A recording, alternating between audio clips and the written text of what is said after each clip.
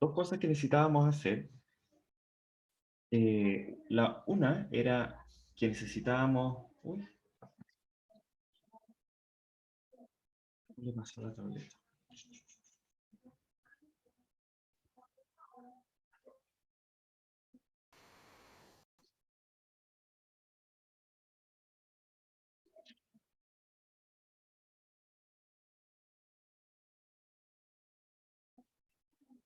Ya, estamos bien.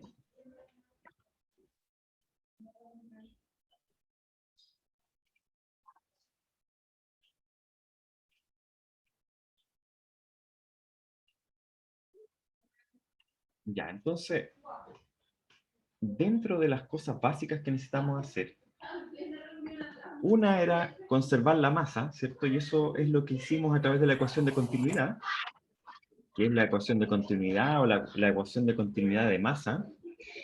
Y la otra cosa que necesitamos conservar es la energía, ¿ya? Y la conservación de la energía es algo que pertenece quizás de manera más directa al curso pasado, pero, pero la vamos a ocupar tanto que es parte de lo que necesitamos hacer en esta clase, y yo creo que con esto vamos a terminar, ojalá hoy día, el capítulo 2, ¿ya? Así que atentos con esto porque es harta materia la que tenemos que ver hoy, pero son cosas que o son relativamente sencillas, diría yo, entre comillas, o son cosas que vimos el semestre pasado y por lo tanto no vamos a ahondar demasiado en su derivación, ¿ya? Así que vamos a recordarlas, ¿no? Lo primero es que la energía obviamente se conserva, ¿cierto? Y recordar de qué se trata esto. El semestre pasado hicimos mucho de esto, ¿cierto? Pero básicamente el primer principio de la termodinámica o la conservación de energía nos dice que la energía total se conserva, y si uno quiere hilar más fino, la energía mecánica se conserva en ausencia de el trabajo de fuerzas no conservativas, ¿sí? Entonces, al igual que en mecánica newtoniana de partículas, en mecánica de fluidos las fuerzas no conservativas son aquellas fuerzas que ejercen un trabajo que depende del camino que recorre en este caso la parcela, ¿ya? Si el trabajo mecánico no depende del camino, uno habla de fuerzas conservativas. Si el trabajo mecánico depende del camino que uno tome, uno habla de fuerzas no conservativas. Y la clásica fuerza no conservativa es el roce viscoso, en este caso en la atmósfera. Y una clásica fuerza conservativa es la gravedad. La gravedad es una fuerza conservativa porque su trabajo mecánico depende solo del punto de inicio y de llegada de la parcela de aire en este caso. Más aún, no depende siquiera del punto de inicio y llegada, sino que depende de la altura de inicio y de la altura de llegada, ¿sí? Y eso determina el trabajo mecánico. Uno puede hablar de ese trabajo mecánico como un potencial, ¿cierto? Y escribirlo así. Así que, en general, la manera como más completa de esto sería algo así como que el cambio en la energía de un sistema cerrado, ¿cierto? Es igual al trabajo mecánico que yo ejerzo sobre el sistema, menos el calor o más el calor, ¿cierto?, que le agrego al sistema. O también hay gente que lo escribe con los signos cambiados, ¿cierto? Pero este sería, en este caso, trabajo ejercido al sistema, y este sería calor transmitido al sistema. ¿Ya? Y rápidamente nosotros nos empezamos a imaginar, no sé por qué, encuentro que mi tablet está un poquito lenta. ¿Será que no está conectado esto?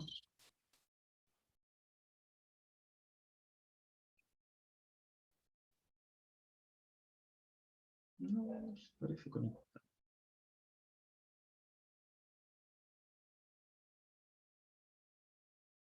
Es como un pequeño delay. Puede ser que,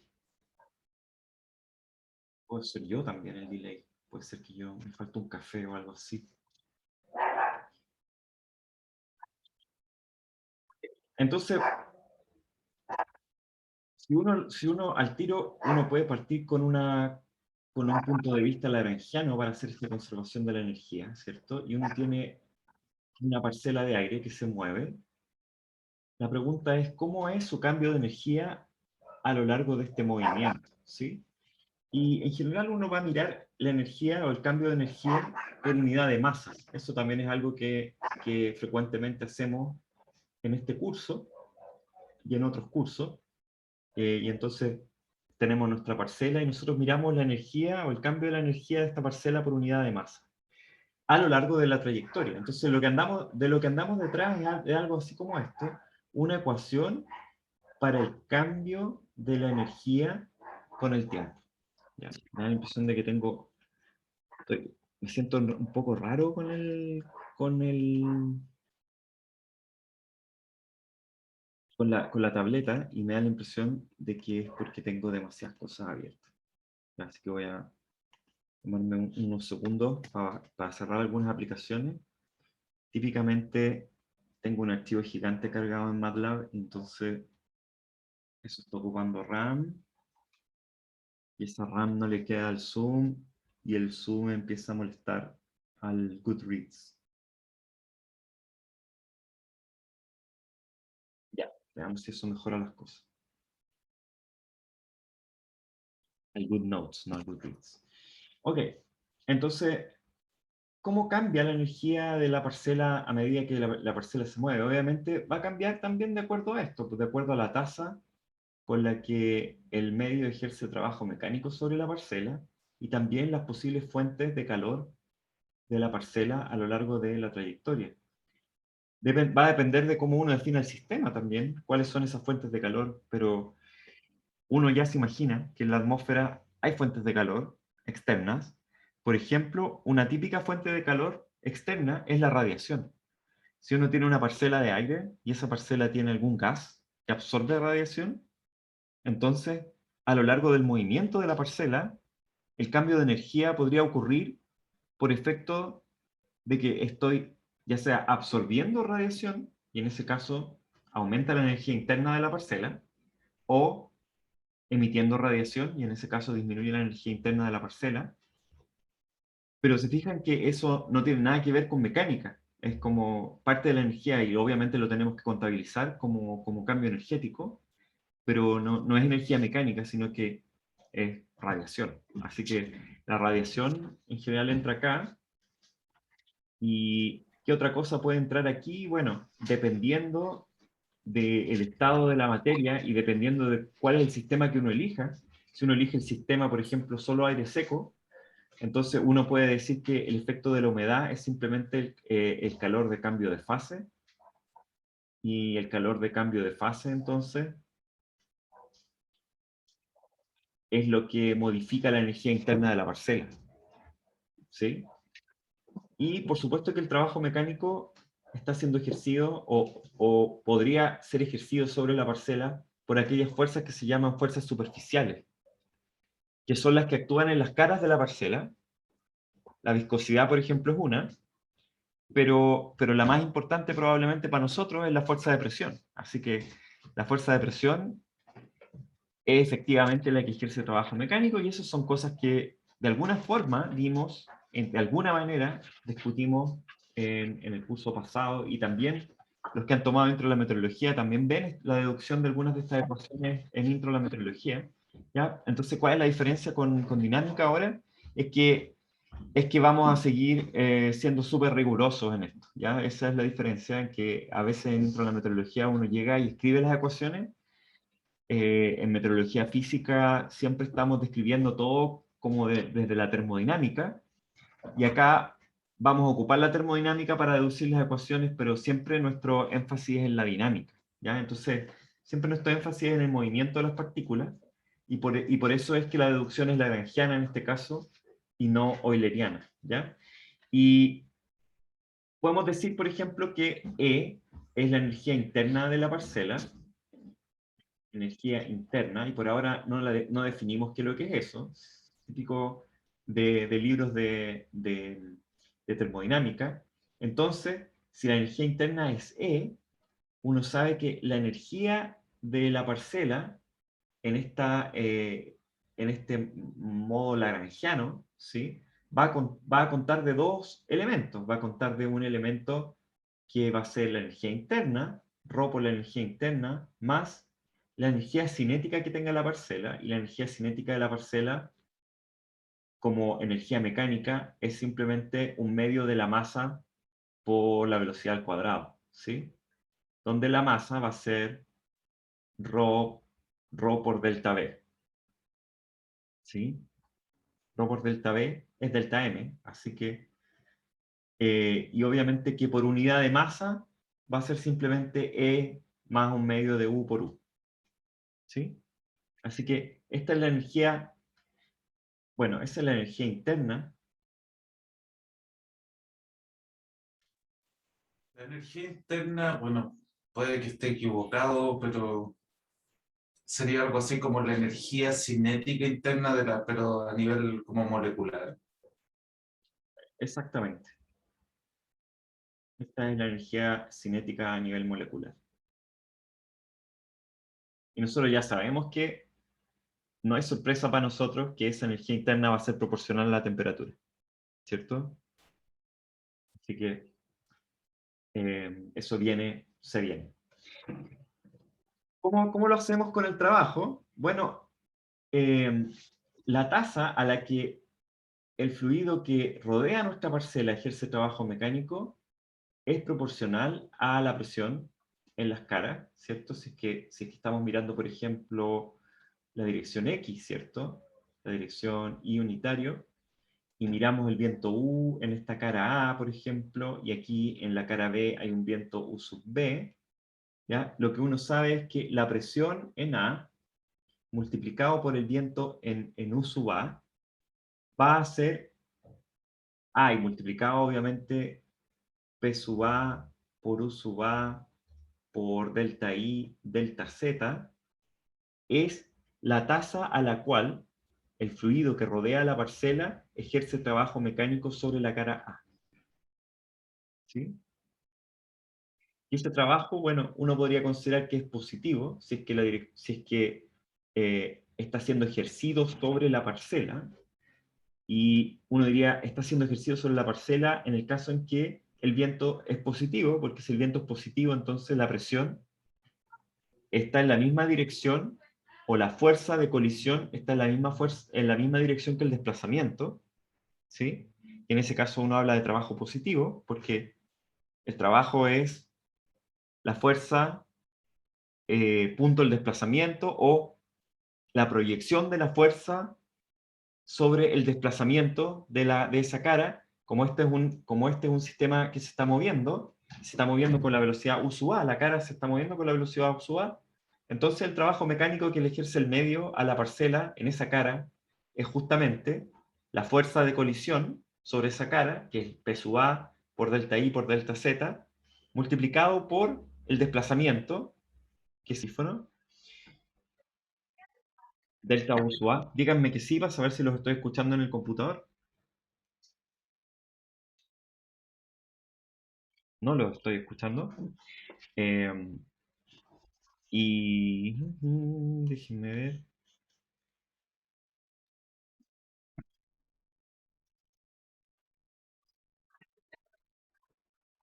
Tanto tiempo ocupando el Zoom y todavía no logro hacer esto con las teclas.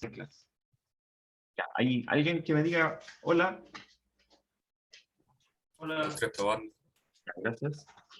Entonces, P sub A, U sub A, DI A de Z no es el trabajo, sino que es la tasa temporal a la cual la fuerza de presión ejerce trabajo sobre la cara A, ¿cierto? Porque hay una cuestión temporal acá, ¿sí? Porque es el desplazamiento, pero no es solo el desplazamiento, es el desplazamiento en el tiempo, ¿cierto? Es la velocidad. Así que esta es como una especie como de potencia o de trabajo o de razón de trabajo, ¿sí? Y lo mismo acá, ¿cierto? Lo mismo acá, P sub B por U sub B, con la salvedad que en este caso el trabajo mecánico tiene el signo contrario al signo que tiene acá, porque en este caso el desplazamiento es en la dirección opuesta a la fuerza colisional. Sobre la parcela, la fuerza colisional va a apuntar en esta dirección, ¿sí? Y apunta en esta dirección al otro lado. Así que acá apunta en la misma dirección del desplazamiento y aquí apunta en la dirección contraria. ¿Ya? Así que estas dos tasas son contrarias y por lo tanto, viendo nuestra onda de siempre, ¿cierto? Si es que uno junta esto como P por U sub B, para significar que estamos tomando la tasa a la que la presión ejerce trabajo mecánico en la cara B, va a ser igual a la tasa a la que la presión ejerce trabajo mecánico sobre la cara A,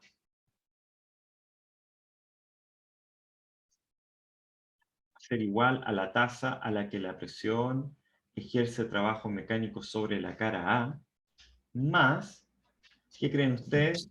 dA de X de P por U multiplicado por delta X más términos de orden superior. Y esto es como una especie de... Esto se puede ver como una expansión en serie de Taylor, ¿ya? Pero en realidad a Holton se le ocurrió hacer esto así en esta derivación.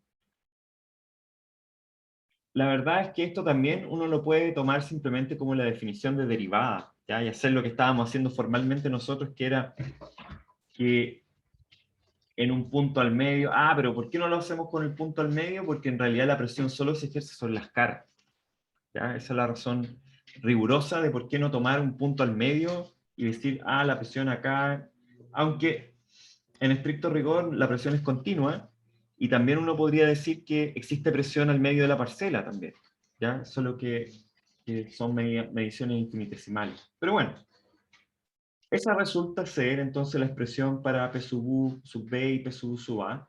Así que la diferencia de trabajo mecánico,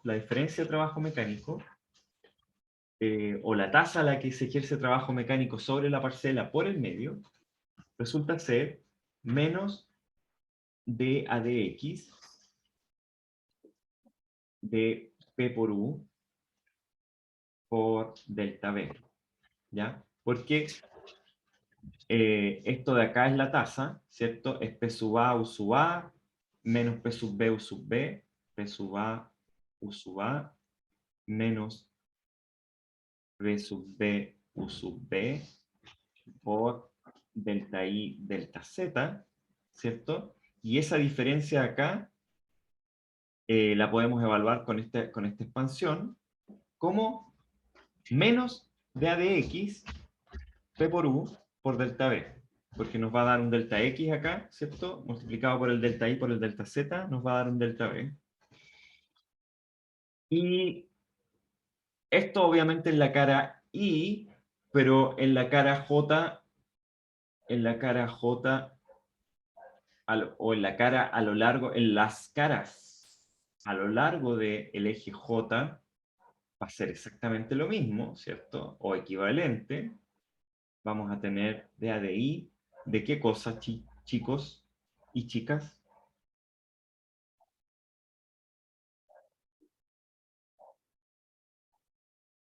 P sub B, De P o por sea, B, P por B, P por B, P por de B. P por B, ¿cierto?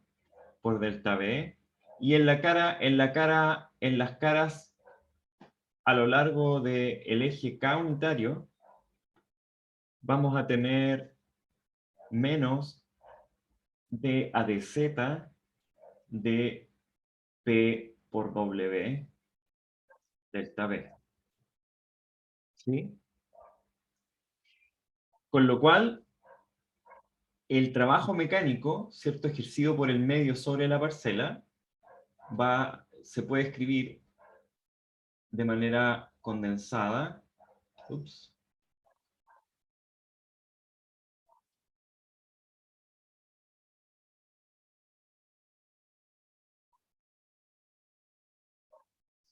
como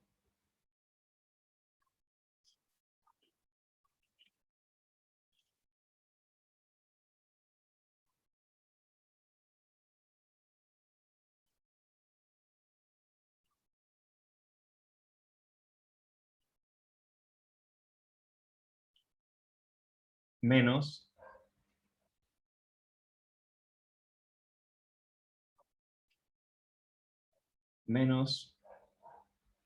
la suma, ¿cierto?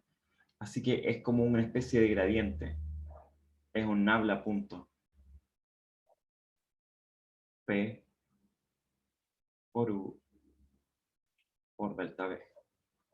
Ya, esa es la tasa a la que se ejerce trabajo mecánico sobre la parcela. ¿Ya? Entonces, pongámosle eso nombre.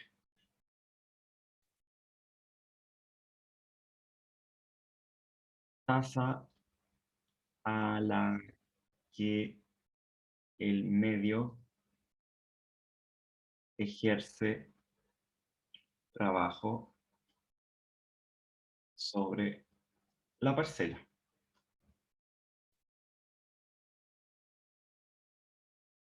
Dijimos también que teníamos otra fuerza, la fuerza de gravedad, ¿cierto? La fuerza de gravedad es simplemente, por unidad de masa, es simplemente G, ¿cierto? ¿Cuál es el trabajo mecánico de G?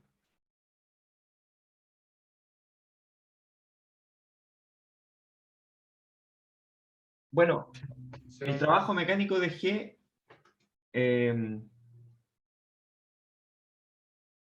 va a ser en total, va a ser ρ por G punto U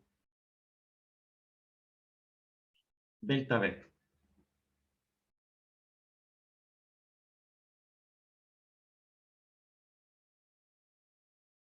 Nuevamente, Ese G es aparente. este G es el G aparente, exactamente. Es el G que se Claro, entiende. porque si es aparente, entonces solamente queda por el producto punto la componente vertical de la velocidad. Exactamente, exactamente. Entonces, esta es la tasa a la que la gravedad ejerce trabajo sobre la parcela.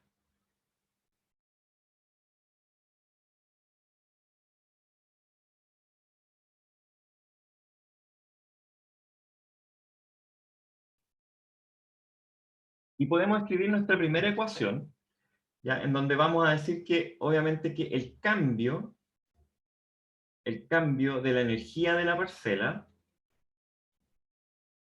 que va a ser la energía interna, más su energía cinética, macroscópica, ¿cierto? Es igual al trabajo que ejerza el medio sobre la parcela, nabla.P por U por delta B, más ρ por G.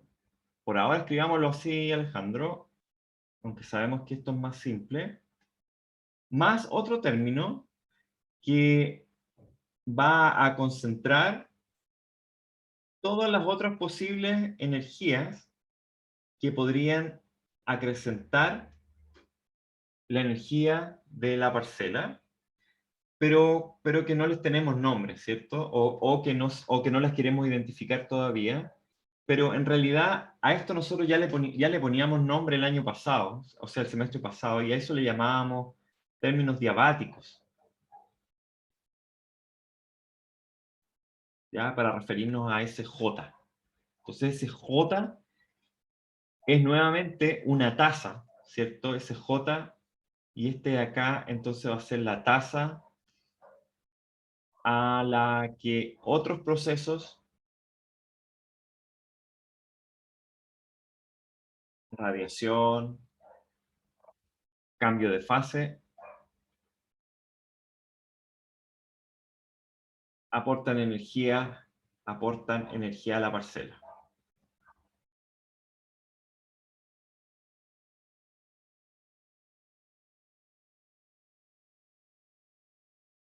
¿Ya? Así que nos quedamos con una primera ecuación que es un poquito rara y un poquito larga. ¿Ya? Y lo que vamos a hacer ahora, ojo que aquí, pensé, me faltó un delta B.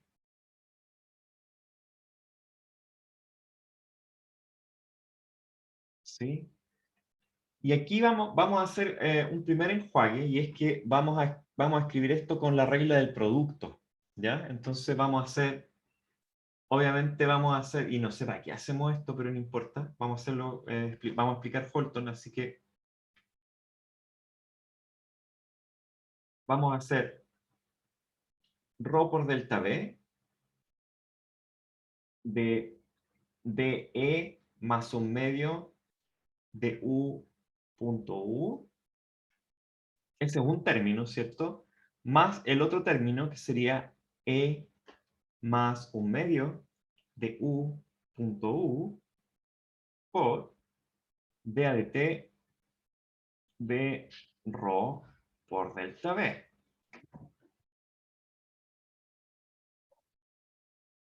¿Sí o no? Y esto tiene que ser igual a lo que tenemos acá, ¿cierto? Que es menos gradiente punto PU de B más ρ G punto U de B más ρ J delta B. Ahora, ¿qué es eso de ahí?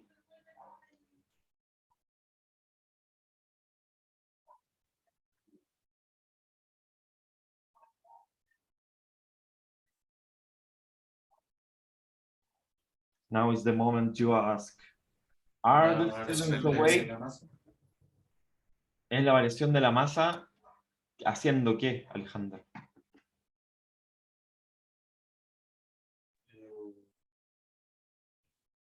En el espacio y el tiempo. En el espacio y el tiempo, ¿ya? Siguiendo la parcela. Siguiendo la parcela. Pero estamos haciendo todo esto de manera lagrangiana, ¿cierto? Así que si uno está siguiendo la parcela, la masa no cambia. Y por lo tanto, esto es cero nomás. Todo eso es cero. Así que, en realidad es una manera nomás de sacar ρ por delta B para afuera de la derivada material igual. Es raro el procedimiento, por eso digo, no sé para qué lo estamos haciendo, pero podríamos haber, creo que sin pérdida de rigor, podríamos haber dicho nomás que ρ por delta B es una constante, siguiendo la parcela, y por lo tanto puede llegar y salir de la derivada material nomás. Creo que eso siempre se puede hacer si es que esta es una variable conservativa, y en este caso sí lo es. ρ por delta B es conservativo, ¿sí? Así que podríamos haberlo hecho así nomás, ese paso. Ok. Y aquí, bueno, ahora sí podemos escribir el lado derecho de la ecuación, lo podemos escribir un poco más arregladito. ¿Ya? Seguimos manteniendo este nabla. Creo que ahora mejoró la latencia de la tableta. Entonces va a mejorar un poco la letra, no mucho, pero un poquito. Más ρ. Y aquí, bueno, viene menos g según k, que ese es nuestro g, ¿cierto? G apunta hacia abajo según el vector unitario k. Y esto va a ser punto, ¿cierto? W según k, todos los otros productos puntos son 0, delta B, así que esto es simplemente menos ρ g por W por delta B, más ρ por J por delta B. ¿De acuerdo? ¿Podemos seguir simplificando esto un poco o no? ¿Podemos hacer algo con este término de acá? Yo pensaría, porque este es la divergencia de un escalar por un vector. ¿Tenemos teorema para eso o no?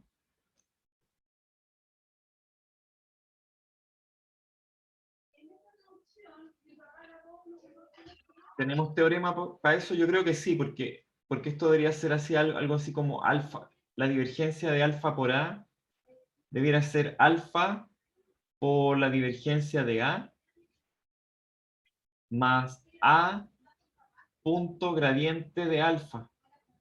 ¿Sí o no?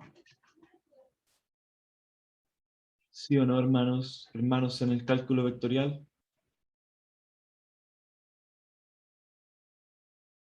Ya, entonces démosle con eso nomás. Démosle con eso para expandir un poco eso de ahí. Y entonces nuestro lado derecho de la ecuación debiera ser ahora menos P por la divergencia de U menos U punto gradiente de P.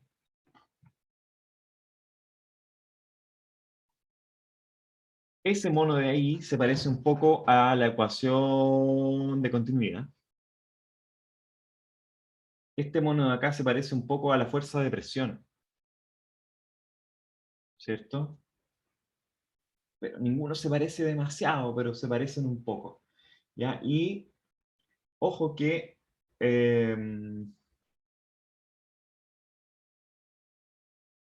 están multiplicados por delta B, ¿ya? Así que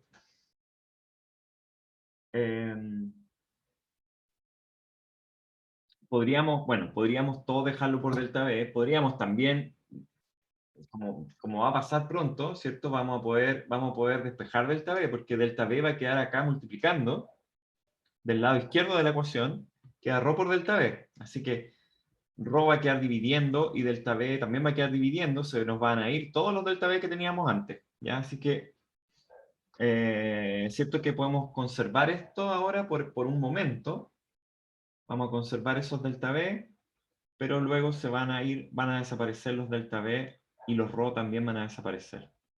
Lo bueno es que cuando dividamos por ρ, nos va a aparecer un menos 1 sobre ρ gradiente de P, que es como la fuerza de presión, ¿cierto? Y aquí nos va a aparecer un menos P partido por ρ por la divergencia de U. Entonces, hagamos eso, escribamos bien entonces ahora la ecuación, como la queremos escribir, y la vamos a escribir así, entonces vamos a escribir que ρ,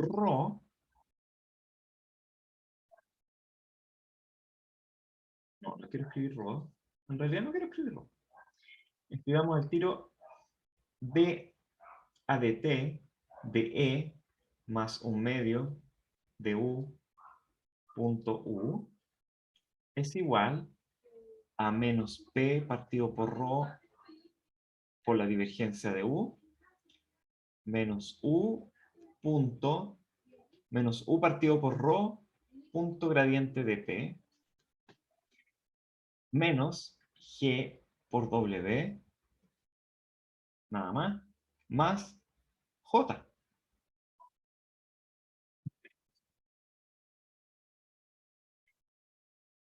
Creo que podemos hacer algo acá con la ecuación de continuidad, ¿cierto? Invoquemos la ecuación de continuidad para tratar de reemplazar esa divergencia por otra cosa, ¿ya? ¿Cómo era nuestra ecuación de continuidad? Nuestra ecuación de continuidad era algo así como esto, que era 1 sobre ρ por d ρ a dt más divergencia de U igual a 0, ¿sí? Así que la divergencia de U se podía escribir como menos 1 sobre ρ por d ρ a dt. Esta no es la manera más común de escribir esta ecuación. Les voy a recordar una definición que no sé si la recuerdan del semestre pasado, que el inverso multiplicativo, el recíproco de la densidad, es el volumen específico. ¿Se acuerdan de eso o no? Y entonces uno puede escribir este d rho a dt como d1 sobre alfa a dt, ¿ya? Y esto sería como en realidad menos 1 sobre alfa cuadrado por d alfa a dt, ¿cierto? D rho a dt es lo mismo que menos 1 sobre alfa cuadrado de alfa a dt. ¿Está bien o no? ¿O estoy equivocado?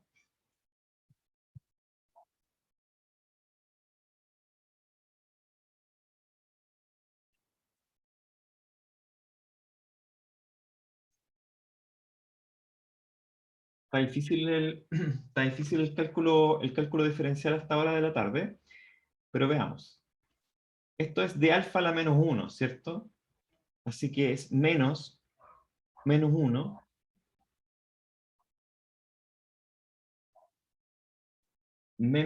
por alfa a la menos 2, ¿cierto? Menos alfa a la menos 2 por d alfa a dt.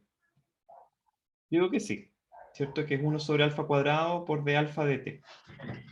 Así que, en realidad, escrito ahora en función del volumen específico, la divergencia de U es menos alfa por de rho a dt, que es en realidad menos 1 sobre alfa cuadrado por d alfa a dt. ¿Ya? Y eso queda en realidad 1 sobre alfa por d alfa a dt.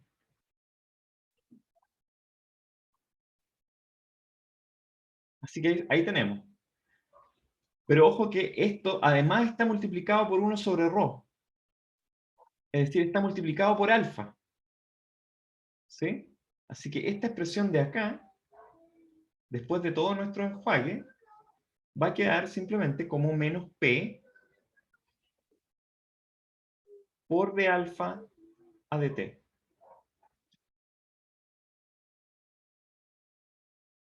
Porque va a quedar menos P por 1 sobre rho, pero eso es alfa, menos P por alfa por divergencia de U. Y divergencia de U es 1 sobre alfa, se van los alfa, por d alfa dt. Es decir, menos P por d alfa dt. ¿Sí o no?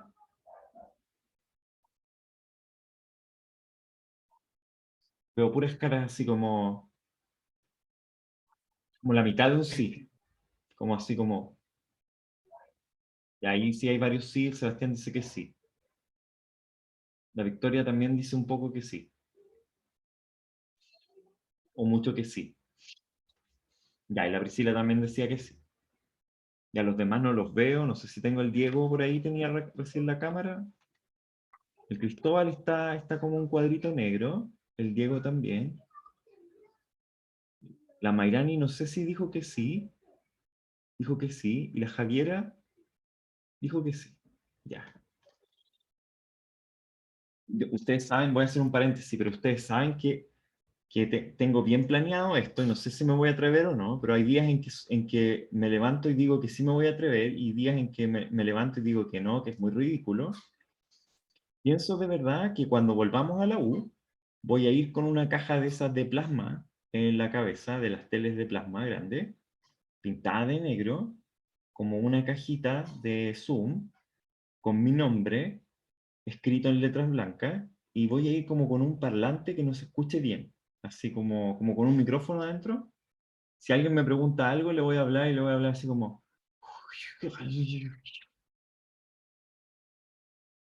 Va a ser una performance de arte, no una cosa científica, es una performance nomás. Y hay que ponerle un nombre así como artístico, como no sé, el reencuentro, podría llamarse. Y que alguien me filme mientras yo camino por el patio de Bochef. Ya, entonces hay días en que digo que lo voy a hacer y otros días en que digo, no, es muy ridículo y no, van a pensar que estoy loco. Pero no sé, estoy juntando apoyos para esa moción.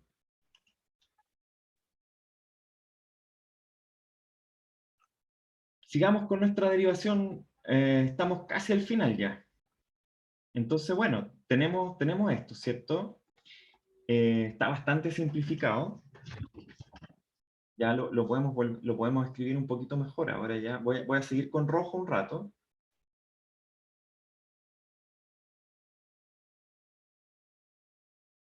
Esto de acá, ¿cierto? Son nuestros términos interno y macroscópico. Este término de acá, como que ya se nos está haciendo, parece que conocido, ¿cierto? El P por de alfa de T se parece a algo que de repente podemos haber visto en el curso pasado. Este de acá es súper yo ya les dije lo que yo creo que es, ¿cierto? Pero es como U punto la fuerza de presión, ¿sí? Es como la tasa de cambio, o es como el trabajo de la fuerza de presión, parecido a la tasa de cambio del trabajo de la fuerza de presión. Y este G por, menos G por W, y este obviamente es el J, que son todas las otras fuentes de energía externa de la parcela. Así que ya la ecuación se ve bastante bonita. ¿Qué podemos hacer de bueno para quizás simplificar un poco la ecuación?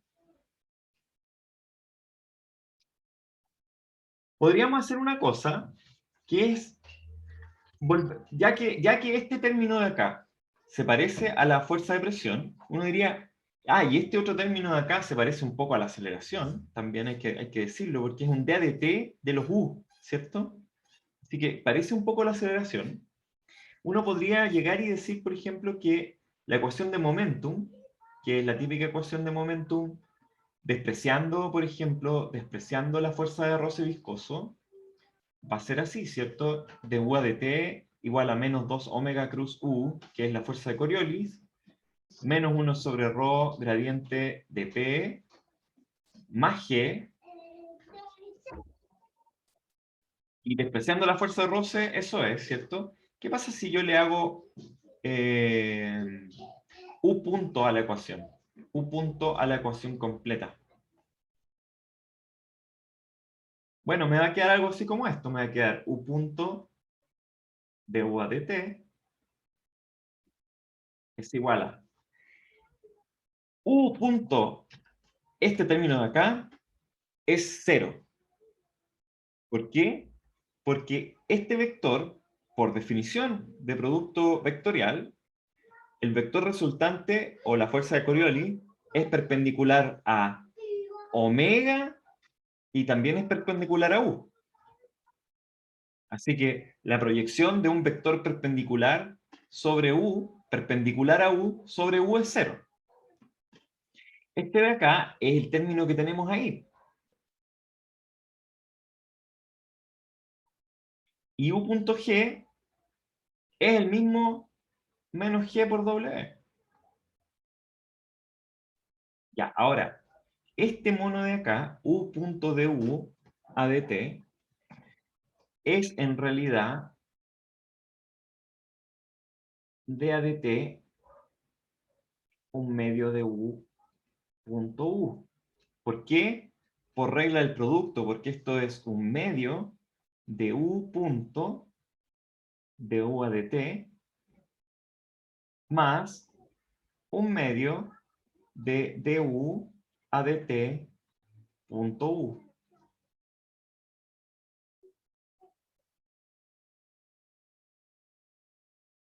Y como el producto punto es conmutativo,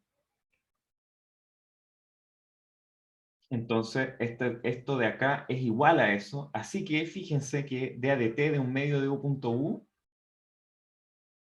son estos términos de acá en la ecuación, que los voy a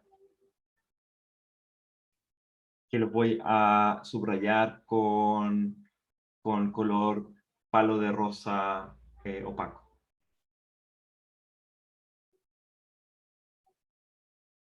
Por decirles un color cualquiera que no tengo idea cómo se llama. Pero esos tres términos de ahí son esos tres que están ahí, ¿sí o no? Claramente. Así que nosotros sabemos que eso es igual a esos dos términos y por lo tanto, esa es una primera ecuación y esa ecuación es la conservación de la energía mecánica.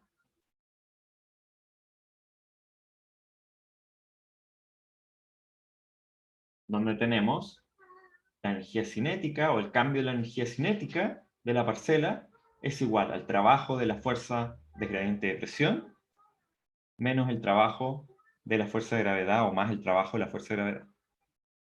Conservación de la energía mecánica. Y tenemos otra ecuación, porque nos va a quedar otra ecuación, ¿cierto?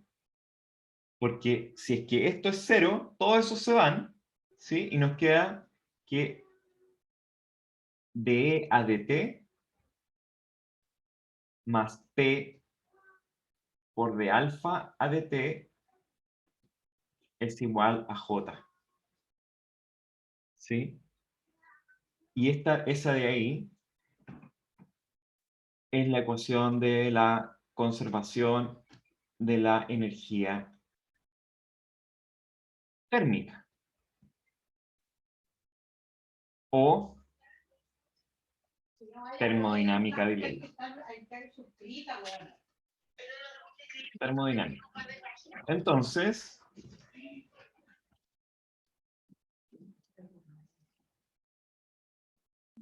aquí tenemos que hacer una pura clarificación más, ¿cierto? Que la energía interna E es T sub B por T, ¿sí? Eso lo sabemos del curso pasado, ¿sí? T sub B por T. Así que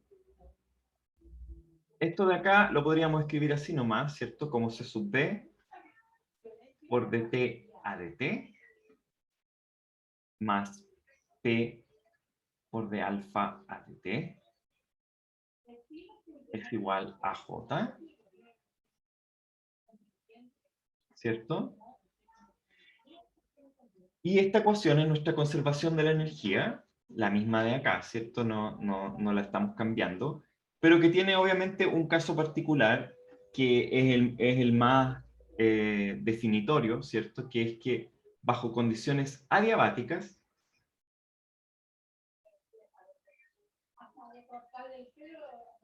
J es igual a 0, y en ese caso, la ecuación queda simplemente como C sub B dt a dt más P por d alfa a dt es igual a 0.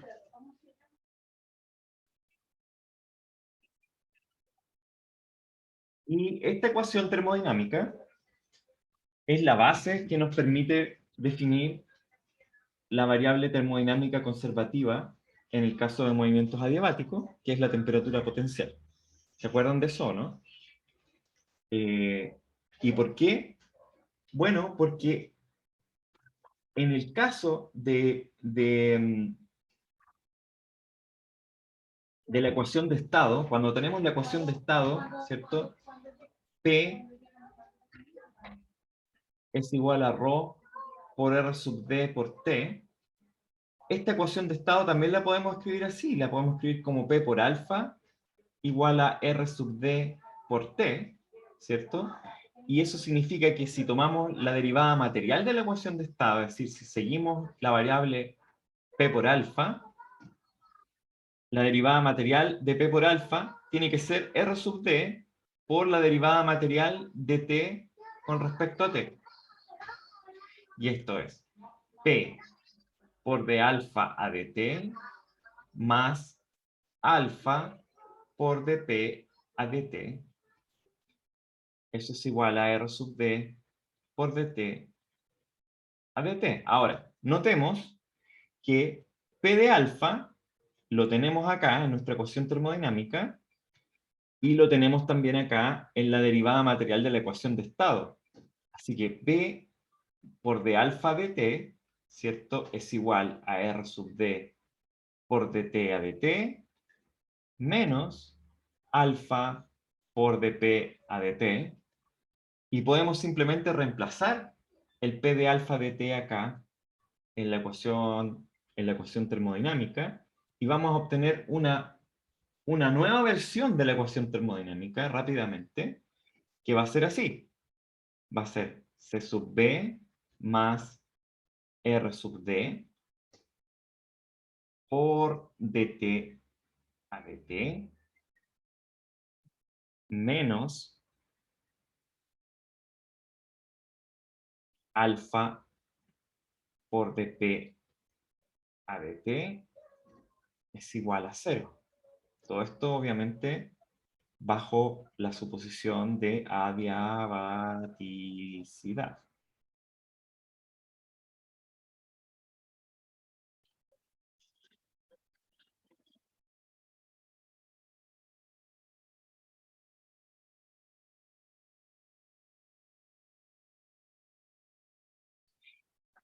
Y C sub B más R sub D es C sub P.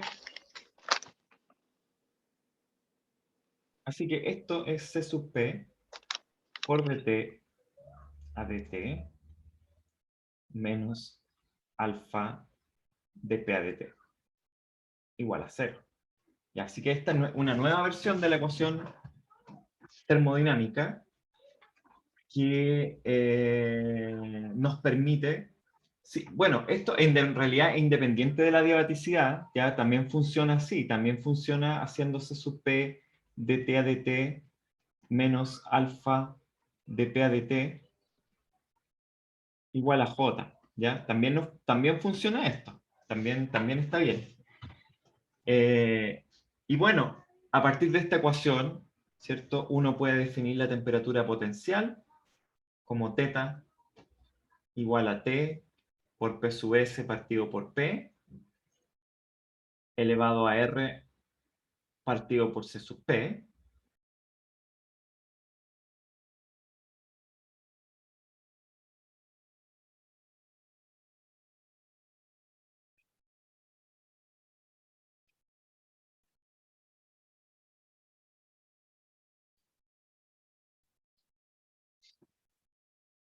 Nos equivocamos en alguna parte.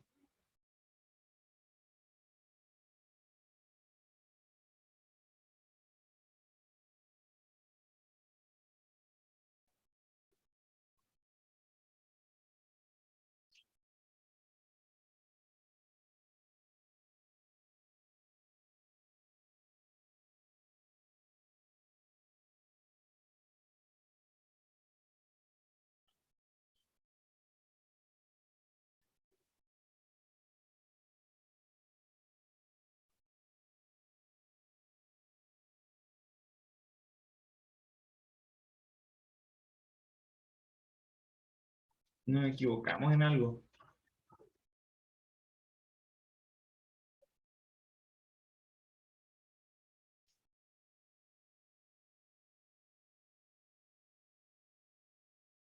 Esto está bien.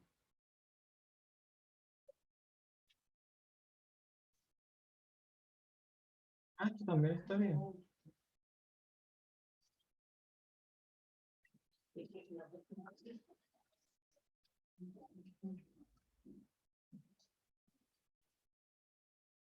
Ah, ya caché dónde está. No, está todo bien, no tenemos nada mal, ¿ya?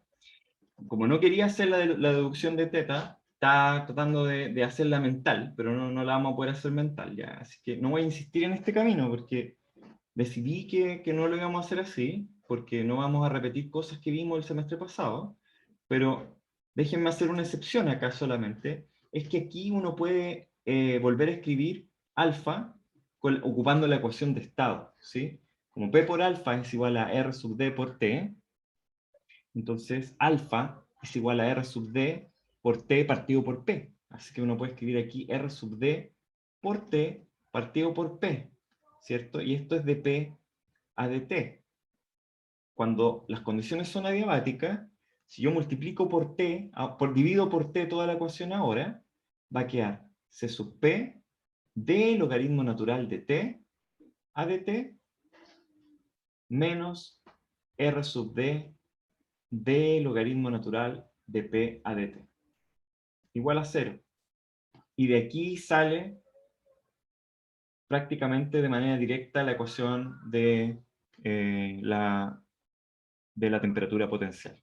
O, más bien dicho, uno puede demostrar a partir de esta ecuación que si existe una variable definida de esta forma, entonces esa variable es conservativa siguiendo el movimiento de una parcela en condiciones adiabáticas. De θ a dt es igual a 0.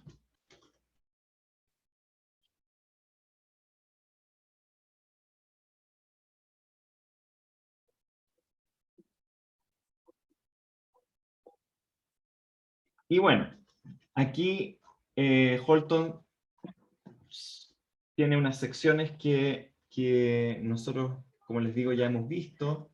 2.7.1 es la temperatura potencial, 2.7.2 es la razón de mezcla adiabática, o sea, perdón, la tasa de cambio adiabática o el gradiente vertical de temperatura adiabático, 2.7.3 en la estabilidad estática, y todas esas cosas las vemos mucho mejor que Holton y con más profundidad en el curso de meteorología física, así que no tiene sentido que las pasemos de nuevo, ¿ya? No sirven ni de repaso porque tuvieron el curso el semestre pasado la mayoría, así que les pido que lo lean nomás del Holton cuando les toque y se van a dar cuenta que es algo que ustedes ya saben de corazón porque era lo mínimo que necesitaban para poder responder las pruebas del semestre pasado, así que ustedes saben mucho más que lo que está expuesto acá de esas materias, ¿ya? Así que nos podemos llegar y saltar nomás a un análisis de escala de la ecuación termodinámica ahora, ¿ya? Y la ecuación termodinámica la versión de la ecuación termodinámica que uno quiere hacerle análisis de escala, es una versión en temperatura potencial, ¿ya? Y en temperatura potencial, la versión de la ecuación termodinámica es así. C sub P de logaritmo natural de teta a de t es igual a J partido por T, ¿ya? Déjenme escribirla de nuevo, que me quedo demasiado chueca, encuentro. Es así. C sub P de logaritmo natural de T, no, de teta,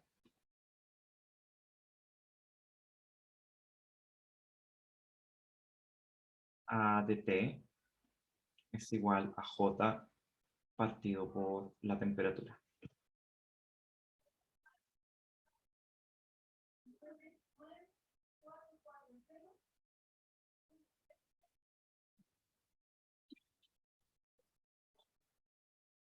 Ya, y lo que hacemos acá es que, como lo habíamos hecho también, con el análisis de escala de la ecuación de continuidad, es que vamos a definir un estado medio para la temperatura potencial y una perturbación, ¿ya? Y la manera de hacerlo es la siguiente. Uno dice θ de x y zt tiene dos componentes. Tiene una componente que es el perfil vertical de la temperatura potencial promedio, ¿cierto?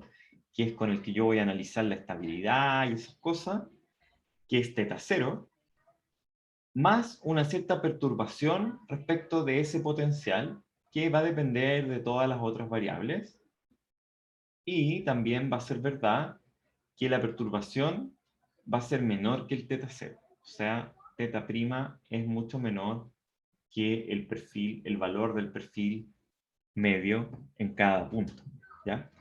Esta perturbación es unos pocos grados Kelvin, ¿cierto?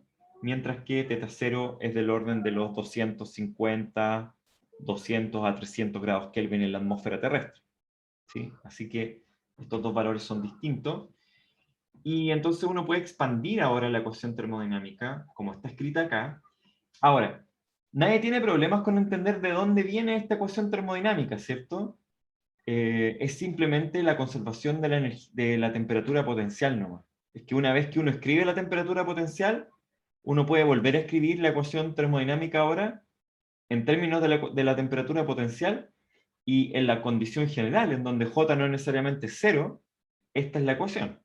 Cuando J es cero, no hay información adicional a decir que θ se conserva. Cuando uno dice d logaritmo natural de θ a de t igual a cero, es que d θ o d función de θ a de t siempre va a ser cero porque cualquier función de la temperatura potencial, si es que la temperatura potencial se conserva siguiendo la parcela, entonces cualquier función de la temperatura potencial también va a conservar su valor siguiendo la parcela.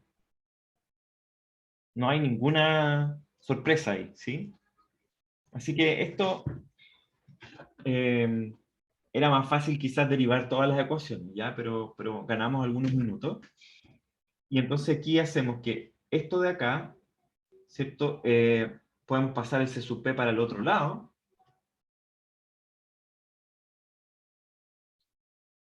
Y podemos simplemente hacer esto como 1 sobre θ, de θ a de t, igual a J partido por C sub P por T. De esta ecuación uno puede hacer lo siguiente. 1 partido por teta 0 más teta prima, ¿cierto? Por de teta 0 a dt.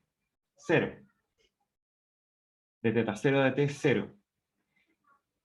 U por de teta 0 a dx, 0. B por de teta 0 a di, 0. ¿Cuál no es 0? W por de teta 0 a dz. Ese no es 0. ¿De acuerdo?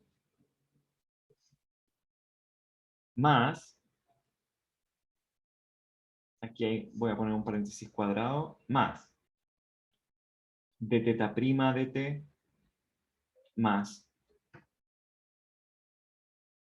u por de teta prima a dx más b por de teta prima a di más w por de teta prima a dz.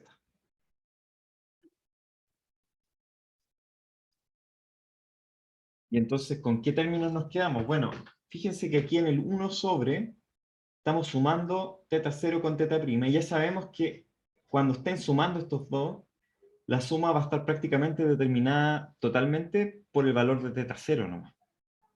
Ya el teta prima como que no importa mucho ahí. Así que eso de ahí debiera ser simplemente 1 sobre teta 0 multiplicando ¿a qué cosa? A los términos que quedaron, que son w de teta 0 a dz más de teta prima a dt más u por de teta prima a dx más b por de teta prima a di. Y aquí tengo la duda si es que este término va o no. Más w por de teta prima a dz. ¿Por qué creen que tengo dudas si es que este término va o no? Aquí deberíamos poner el paréntesis cuadrado que habíamos puesto al principio.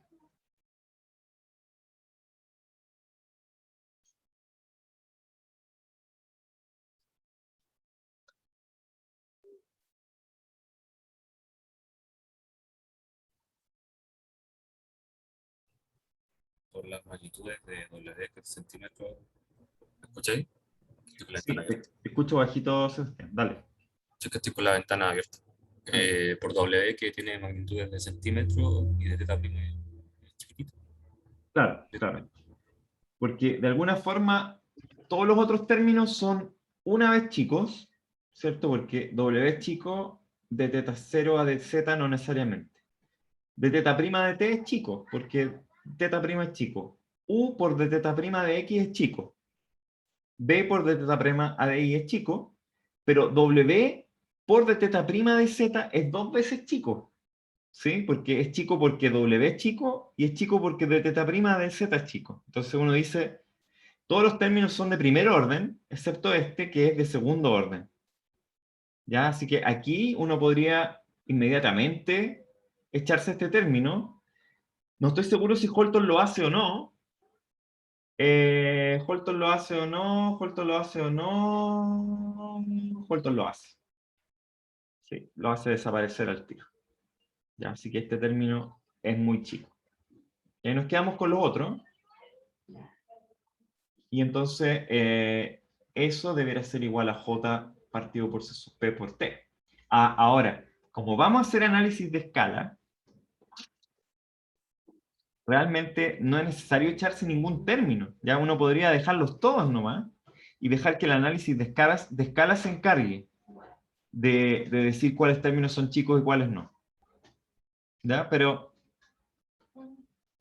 yo encuentro que es muy matemático dejarle todo el análisis de escala, cuando uno ya sabe que algunos términos son pequeños, ¿ya? Pero, de nuevo, y citando a mi profesor de doctorado, si uno sabe la respuesta a las cosas, obviamente, si uno ya sabe cuál es la respuesta, claramente uno puede hacerlo con cierta seguridad. Ahora, si uno no sabe, es mucho más difícil. Pero ahí parece bastante seguro eliminar ese término porque porque ambas cosas son bastante más chicas que las demás, ¿ya? Así que, ¿qué qué más podemos decir?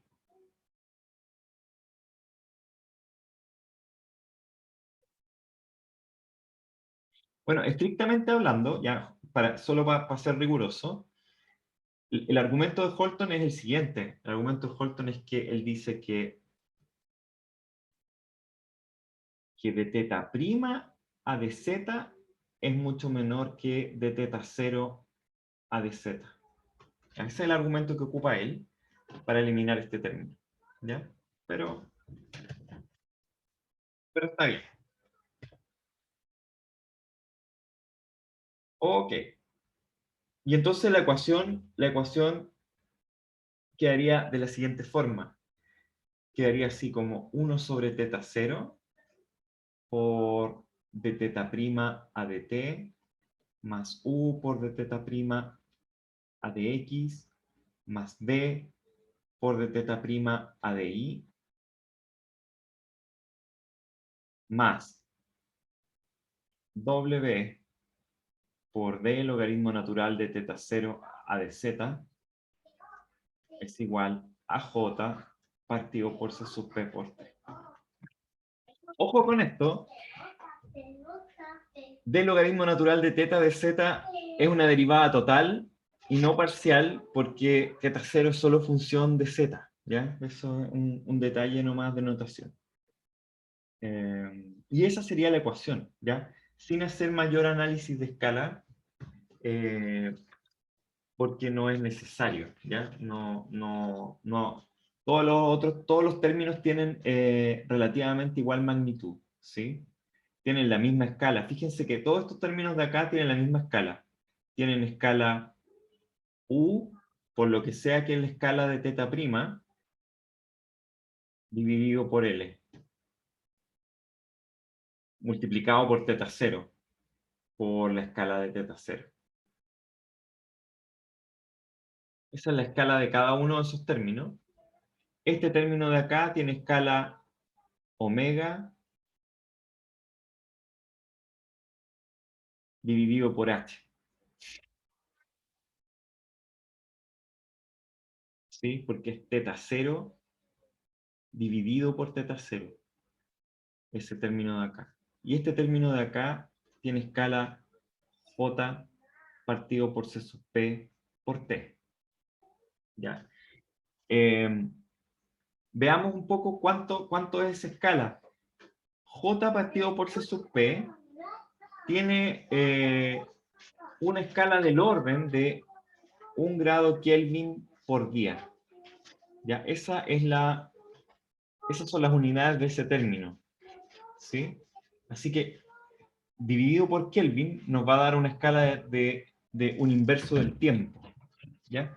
Básicamente J partido por C sub P es la escala del enfriamiento radiativo. ¿Sí?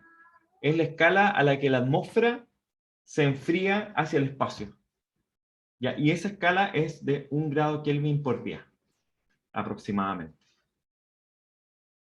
¿Por qué, si es que la escala de enfriamiento radiativo en la atmósfera es 1 grado Kelvin por día, entonces hace tanto frío en la noche y cuando se apaga el sol empieza a bajar la temperatura y puede bajar fácil 20 grados o incluso más en una noche?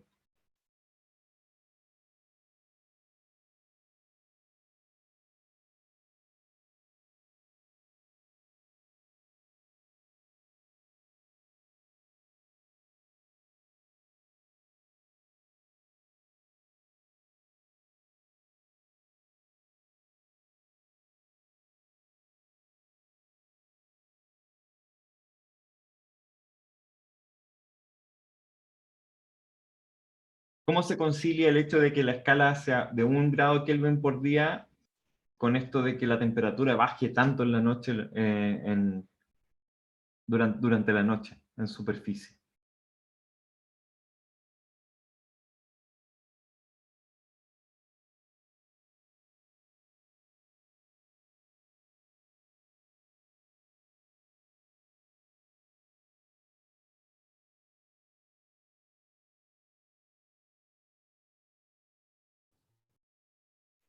sé, puede ser, en primer lugar, que son factores que no son relacionados a la adiabaticidad.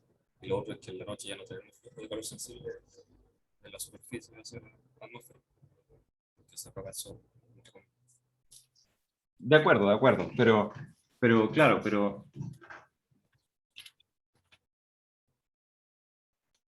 sí, el hecho de que no haya calor sensible explica por qué sube la temperatura durante el día, ¿cierto? La temperatura sube durante el día porque el flujo de calor sensible o la radiación solar no solamente es capaz de compensar el enfriamiento radiativo, sino que lo que más que lo compensa, ¿cierto?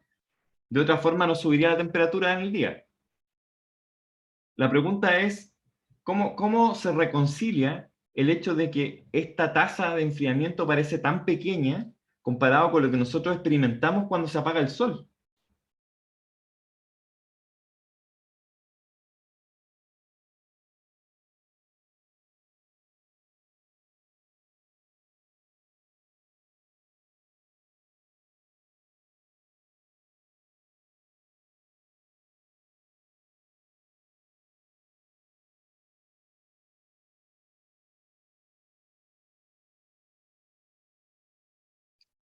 Quizás estoy siendo tramposo acá porque ustedes no han visto radiación y entonces les cuesta pensar en esto.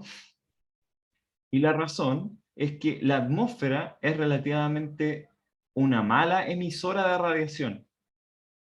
La superficie de la Tierra es muy buena emisora de radiación. Entonces, ese valor de J partido por C sub P es válido para la atmósfera, pero no para la superficie. La superficie está emitiendo una tasa mucho mayor. Entonces, lo que sucede es que el aire que está arriba no se enfría tan rápido en la noche. ¿Ya? De hecho, la temperatura no cambia tan rápidamente, por ejemplo, arriba de un cerro, en la punta de un cerro, en la noche, como cambia al fondo de un valle, ¿sí? Si uno tiene, qué sé yo, 10 grados a la punta del cerro, quizás la temperatura en la mañana va a ser 5 grados, pero no van a ser 20 grados menos o 25 grados menos como lo que uno tiene en el valle, porque la capacidad de enfriar de la atmósfera depende de su emisividad en el infrarrojo, y eso depende de la composición, depende de la cantidad de CO2 que tenga o de vapor de agua, etc. ¿Ya? Así que ese término de acá es chico, ¿ya? Porque se refiere al aire, no se refiere a la superficie. Así que, eh,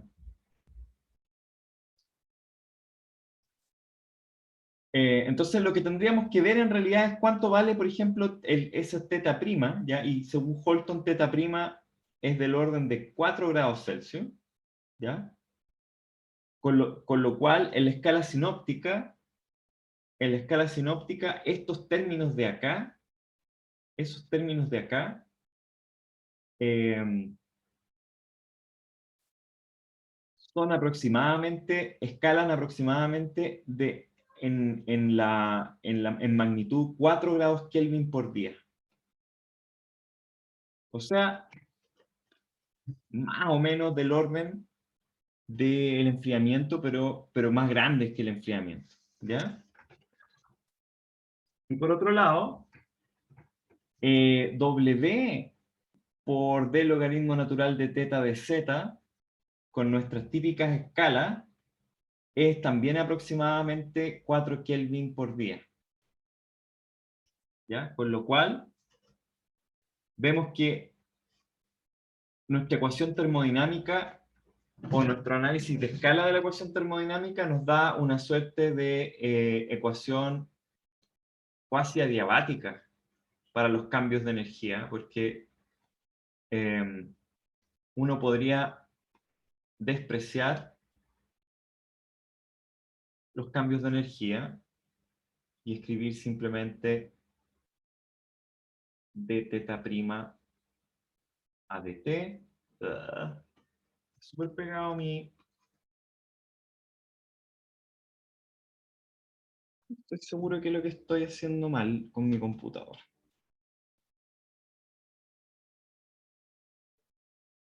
Vamos a matar al Google Chrome.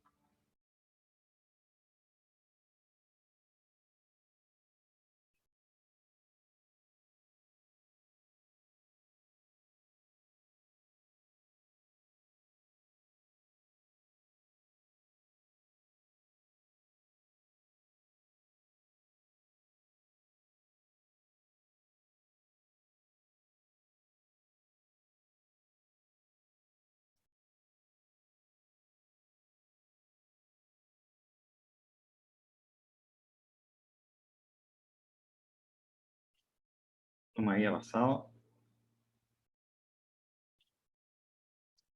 Ah, qué tonto.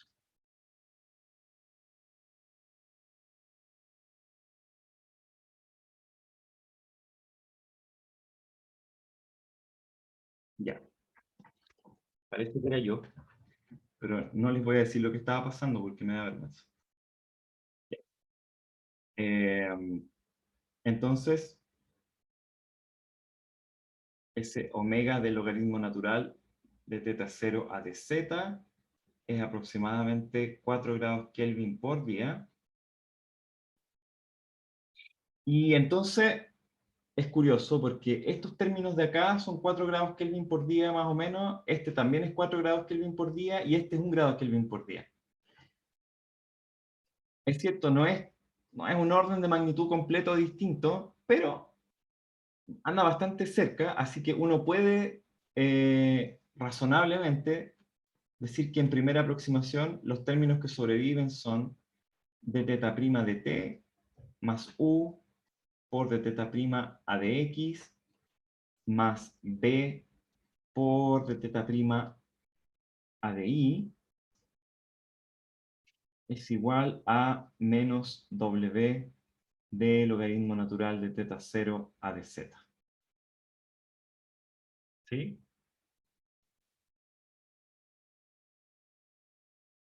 Y si es que uno cambiara un poco el asunto, sí, bueno, aquí en realidad, espérense, no es necesario poner el de logaritmo porque no vamos a dividir por teta 0 acá a este otro lado, así que aquí lo podemos poner simplemente como de teta a de z. De teta de z, o de teta 0 a de z, de teta 0 a de z, se puede reemplazar también ocupando en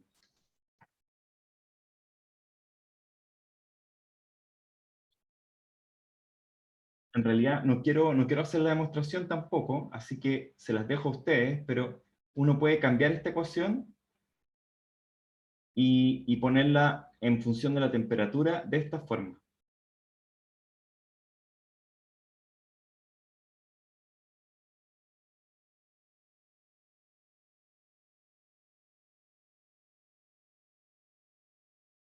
Donde gamma sub d es el gradiente adiabático seco y gamma es el gradiente de temperatura, o sea, el gradiente que existe realmente en la atmósfera en un determinado momento.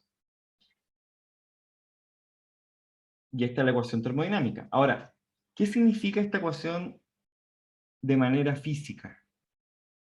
Y en eso quiero que nos pasemos los últimos 7 minutos o 5 minutos de la clase. Bueno, lo que dice la ecuación de manera física es lo siguiente, que esto de acá, uno podría decir que es como una derivada material, ¿cierto? Pero no es en realidad una derivada material porque le falta la componente W, pero si es que uno tuviera solo movimientos horizontales, uno podría decir, ah, esto es como una derivada material horizontal, ¿cierto? En que si yo me muevo en la horizontal, lo único que puede cambiar mi temperatura es la velocidad vertical, el ascenso o el descenso, ¿sí? Entonces, ¿y cómo cambia la velocidad vertical, la temperatura? Bueno, en general, ustedes recuerdan que el gamma sub d es un número mayor que cero, ¿sí? Porque dt a dz es igual a menos gamma, ¿cierto? Entonces, gamma sub d es 9,8 grados Kelvin por kilómetro, positivo, ¿sí? Y gamma es en realidad, en general, un número más chico. Recordémonos un poco de estabilidad, ¿cierto? Si gamma es un número más chico que gamma sub d, significa que la atmósfera es estable o inestable.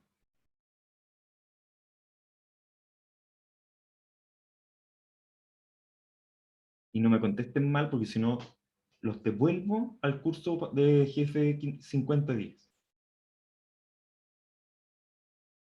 Por el poder que me confiere el rector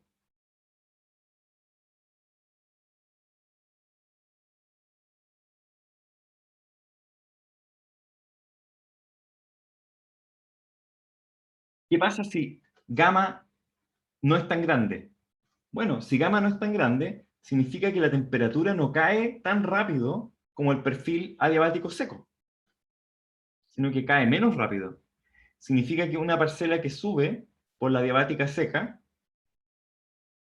se va a enfriar más rápido que el ambiente y por lo tanto se va a devolver. Así que es una atmósfera estable. ¿Sí? Entonces, ¿cómo cambia la temperatura si es que yo tengo, por ejemplo, descenso en condiciones de una atmósfera estable? Si yo tengo descenso, W es menor que 0. Si la atmósfera es estable, gamma sub D menos gamma es mayor que 0. Y entonces este es un número positivo. Si yo tengo descenso en condiciones de atmósfera estable, la temperatura va a aumentar. ¿Por qué? Porque lo que estoy haciendo es advectar parcelas de aire cuya temperatura potencial es mayor que la temperatura potencial que yo tengo originalmente en ese nivel.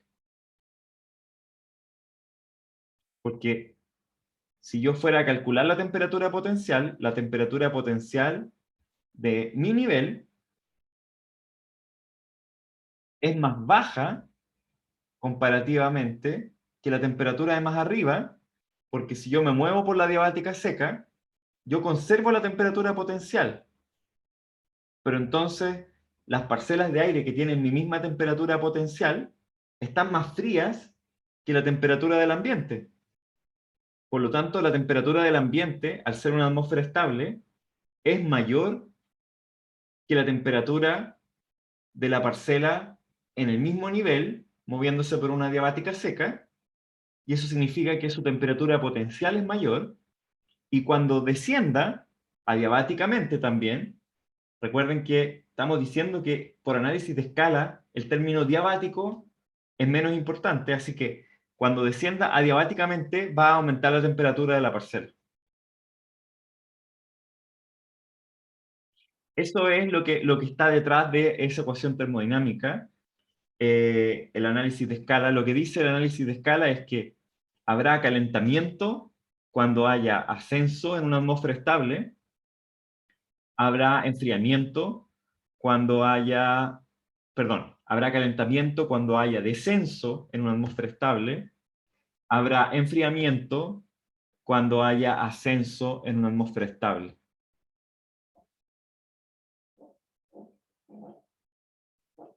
De ahí el enfriamiento sigue la misma lógica, ¿cierto?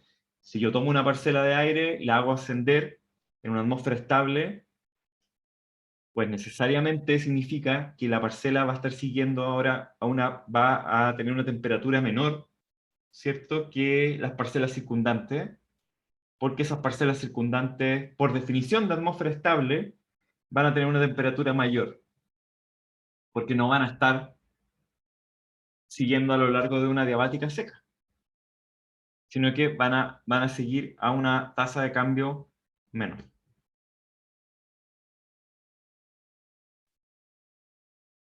Y con eso, queridos estudiantes, hemos dado por finalizado el capítulo 2 del libro Holton, ya la unidad de las ecuaciones y la unidad de las ecuaciones del curso, de las ecuaciones básicas del curso, y podemos partir, ahora sí, podemos partir el jueves con aplicaciones básicas y elementales de las ecuaciones, ya en donde vamos a empezar a cosechar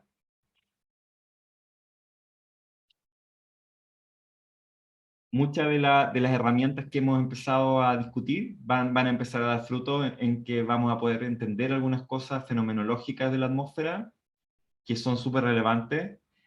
Vamos a hacer el balance viento-gradiente, que yo diría que es la parte principal del capítulo 3. Y también vamos a definir de manera muy, muy rigurosa también el balance de viento térmico, ya que son las dos cosas principales de este capítulo. Y con eso yo creo que vamos a estar unas 2 semanas para después empezar con vorticidad y circulación. Así que el control 2 no está tan lejos en el calendario, vi. Pero conversemos de eso el jueves, veamos si estamos bien para esa fecha o no. Yo creo que igual va a haber que atrasarlo un poquito. A mí me gustaría que ojalá el control 2 fuera de toda la unidad 3, o sea, de que ya tuviéramos el capítulo 3 completo y quizá hubiéramos empezado el 4 también. Así que el Felipe ya escribió las pautas del control y yo creo que las notas van a estar luego. Si es que yo creo que si yo corrijo luego, van a estar esta semana. ¿Ya? Pero es un condicional. Voy a tratar de corregir luego.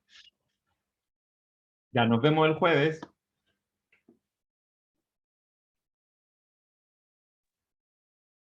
Cuídense Profe, mucho. Sí. Chao, profe, Chao, gracias. profe. te llegué tarde. Gracias. Los Chao, proyectos profe. todavía no. Sebastián. Sí, los proyectos todavía no se Oh, discuten. sí, sí, los proyectos. Tenemos que hablar de los proyectos. También debiéramos hablar el jueves. Chao, profe, gracias. Ya, cuídense. Nos vemos. Igual, chao. Chao, Chao, chao. profe.